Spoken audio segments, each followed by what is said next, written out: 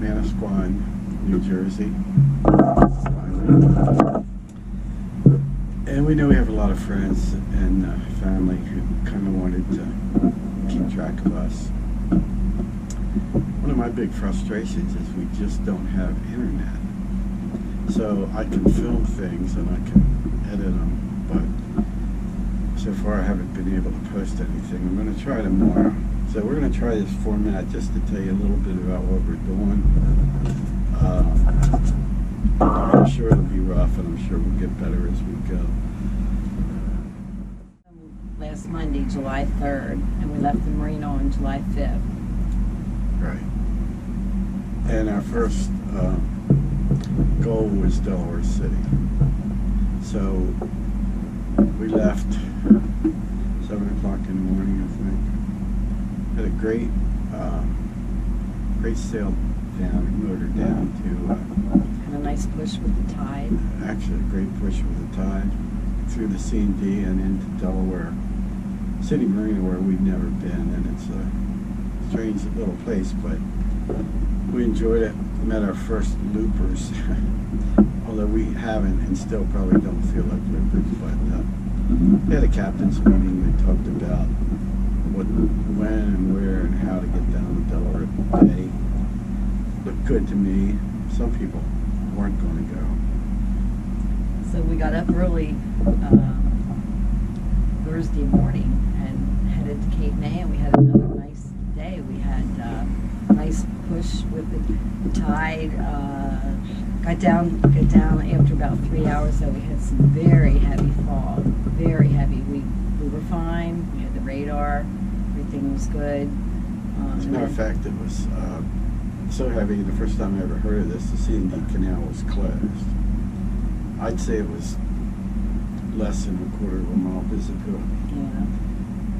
But then all of a sudden it cleared after about an hour and a half, and we headed into the Cape May Canal. But let me just highlight before that.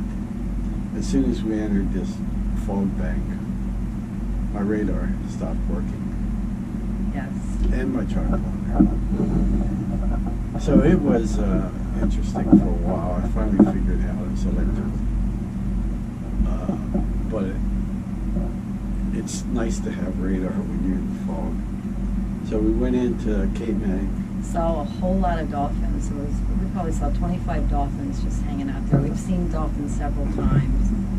And we anchored that night and had a nice anchorage, and did the same thing the next day. Then Saturday morning we got up early to head to Atlantic City. Friday morning, I think. Okay, yeah, Friday morning we headed to Atlantic City.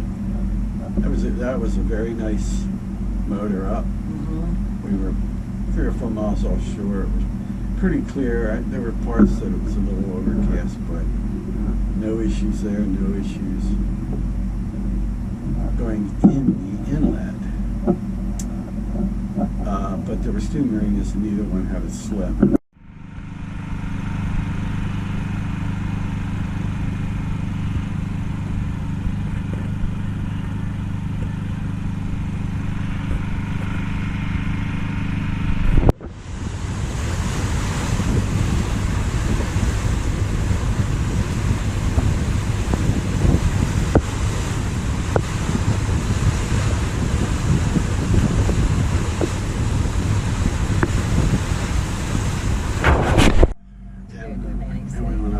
City, and again, we had a great trip up, no issues at all.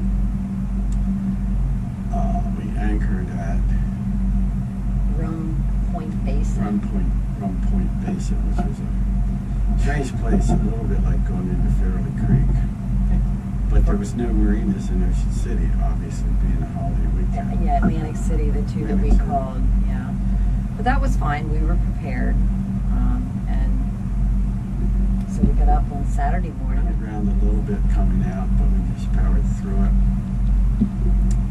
50 miles to Manasquan. So we're feeling pretty cocky, pretty proud of ourselves. We get about 7 miles outside of Atlantic City,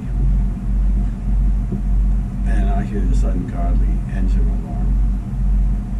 The only time we hear that is when the motor starts. It never does it when you're running.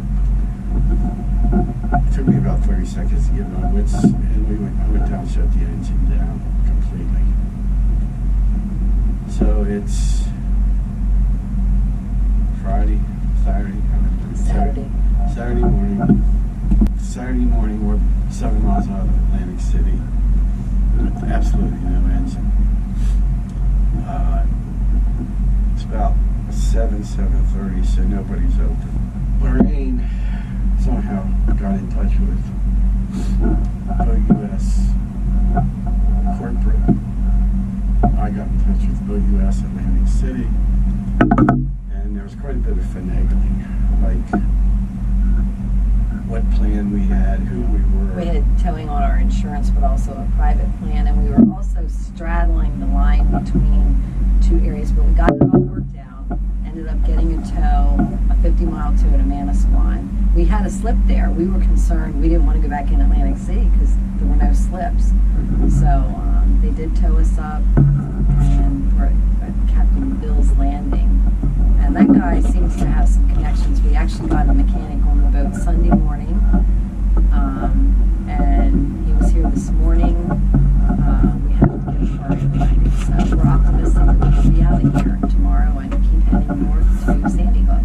Yeah, one of my concerns with the age of our boat, the engine, there's actually parts for that boat that you cannot replace.